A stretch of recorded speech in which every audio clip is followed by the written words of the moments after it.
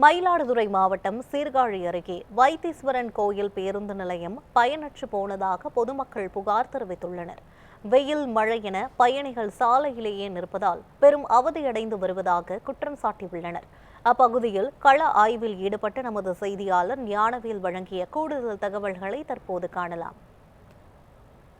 மயிலாடுதுறை மாவட்டம் சீர்காழியிலிருந்து வைத்தீஸ்வரன் கோயில் தென்னலக்குடி வழியாக பூம்புகாருக்கு அரசு பேருந்து இயக்க வேண்டும். அதாவது குறிப்பாக பள்ளி நேரங்களில் காலை மாலை பள்ளி நேரங்களில் பள்ளி மாணவ மாணவிகளுக்கு பயன்பெறும் வகையில் இந்த அரசு பேருந்து சேவை இயக்கப்பட வேண்டும் என்று நீண்ட நாள் கோரிக்கை உள்ளது. அதாவது இந்த சீர்காழியிலிருந்து பூம்புகாருக்கு ஒரு அரசு பேருந்து சென்று கொண்டிருக்கிறது. அது பள்ளி நேரம் இல்லாமல் பயனற்ற நேரத்தில் அந்த பேருந்து சேவை உள்ளதால் மாணவ மாணவிகள் மற்றும் அப்பகுதியை சேர்ந்த பொதுமக்கள் யாரும் அதிக அளவு ஏறாமல் அந்த பேருந்து சேவை வழித்தடம் தற்போது வரை நடந்து வருகிறது. ஆக பள்ளி நேரத்தில் இந்த பேருந்து சேவை இயக்கப்பட்டால் இந்த பேருந்து பள்ளி மாணவ மாணவிகளுக்கு பெரும் வசதியாக அமையும் என்று நீண்ட நாள் கோரிக்கை இப்பகுதியில் உள்ளது. இது குறித்து நம்மிடையே அவரது கருத்துக்களை பதிவு செய்ய வைத்தீஸ்வரன் கோயில் பகுதியை சேர்ந்த வர்த்தக சங்க தலைவர் ஜிவிஎன் கண்ணன் உள்ளார். அவரிடம் இதை பற்றி கேட்போம்.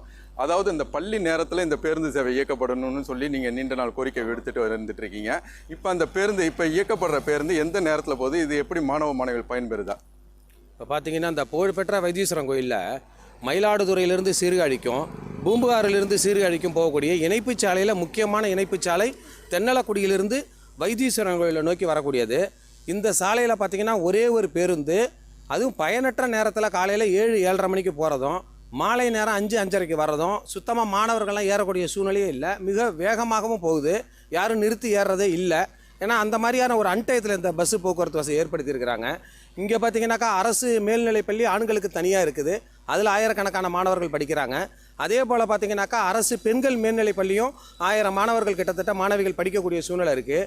இன்னும் பார்த்திங்கனாக்கா நம்மளுடைய ஊராட்சி ஒன்றிய தொடக்கப்பள்ளி 1893 ஆரம்பித்து கிட்டத்தட்ட 150 வருடங்களை நோக்கி அது போயிட்டுருக்கு. மிக சிறப்பு வாய்ந்த திறமை மிக்க ஆசிரியர்களை கொண்டு நடந்து கொண்டு இருக்குது. புகழ்பெற்ற பள்ளி, பல அறிஞர்கள் அங்கேருந்து படுத்து வெளியில் வந்திருக்கிறாங்க. இந்த சூழ்நிலையில் பார்த்திங்கன்னா அந்த மழலைகள் வர்றதுக்கு வாய்ப்பு இல்லாமல் 3 கிலோமீட்டருக்கு ஒரு பள்ளி இருந்தாலும் இங்கே ஆங்கில வகுப்புகளும் ஆங்கில மீடியமும் நடக்கிறதுனால ஸ்மார்ட் கிளாஸு ஒரு மெட்ரிகுலேஷனுக்கு இணையாக அரசு பள்ளி இயங்கிக்கிட்டு வருது. அவ்வளவு வசதிகள் அங்கே செய்து தரப்படுது. திறமை மிக்க ஆசிரியர்கள், அந்த பள்ளிக்கு விருப்பமிக்க மாணவர்கள்லாம் 6 கிலோமீட்டர் 7 கிலோமீட்டர் வர்றாங்க. அவங்கள கொண்டு வந்து இறக்கி விடுறதுக்கு பேருந்து வசதிகள் சுத்தமாக இல்லை. இதனால் 600 பசங்கள் படித்து கொண்டு இருந்த அந்த மழலைகள் இப்போ வரக்கூடிய காலகட்டங்களில் மிக குறைவாக போயிட்டுருக்கு. இது அரசு உடனடியாக கவனத்துக்கு எடுத்துக்கணும். வெறும் 2 வீலரில் பார்த்தீங்கன்னா பெற்றோர்கள் கொண்டு வந்து இறக்கி விட்டுட்டு போகக்கூடிய சூழ்நிலை இருக்குது. எல்லாம் ஏழை பாடைகள் அவங்கவுங்க வேலையை பார்க்க முடியாமல் கொண்டு வந்து ஸ்கூலில் கொண்டு வந்து விட்றாங்க. இன்னும் பார்த்திங்கன்னா மாணவர்கள்லாம் வழி நெடுக நின்று லிஃப்ட் கேட்குறாங்க. அதெல்லாம் ரொம்ப கேவலமான செயலாக இருக்குது. இதை உடனடியாக போக்குவரத்து துறை அதிகாரிகள் கவனத்தில் கொண்டு மாவட்ட ஆட்சியர்கிட்ட இந்த கவனத்தை கொண்டு போகிறோம். இதை உடனடியாக செவி சாய்த்து அதிகாரிகள் நடவடிக்கை எடுக்கலைன்னா ஊரை ஒன்று திரட்டி கிராமவாசிகளோட போராட்டம் நடத்த போகிறாங்க. இதில் பார்த்திங்கன்னா காளிகாவலபுரம், காத்திருப்பு, தென்னலக்குடி, மேலச்சாலை, அண்ணன் பெருமாள் கோயில், இப்படியே பார்த்தீங்கன்னாக்கா வடபாதி, இவ்வளவு கிராமங்கள், கரைமேடு, இவ்வளவு கிராமங்கள் இருந்தும் இந்த இணைப்பு சாலை பார்த்தீங்கன்னாக்கா பழுதடைந்தும் இருக்குது. அதே சமயத்தில் சுத்தமாக போக்குவரத்து வசதி முடங்கி போக சூழ்நிலை. ஒரு பேருந்து மட்டும் போயிட்டுருக்கு. உடனடியாக அரசு அதிகாரிகள் இதில் கவனம் செலுத்தி நடவடிக்கை எடுக்கும்படி ஊர் மக்கள் சார்பாக கேட்டுக்கொள்கிறேன். நன்றி.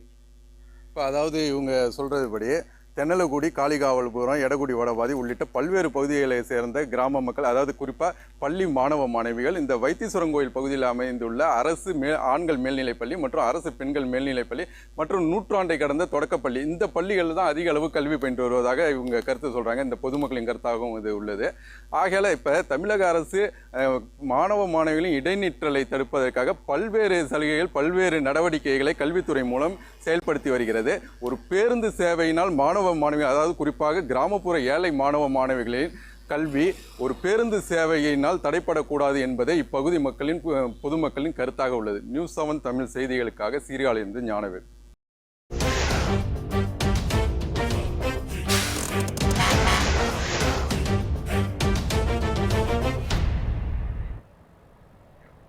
செய்திகளை தொடர்ந்து பார்க்கலாம். ஒரு சிறிய விளம்பர இடைவேளைக்கு பிறகு இணைந்திருங்கள் நியூஸ் 7 தமிழோடு.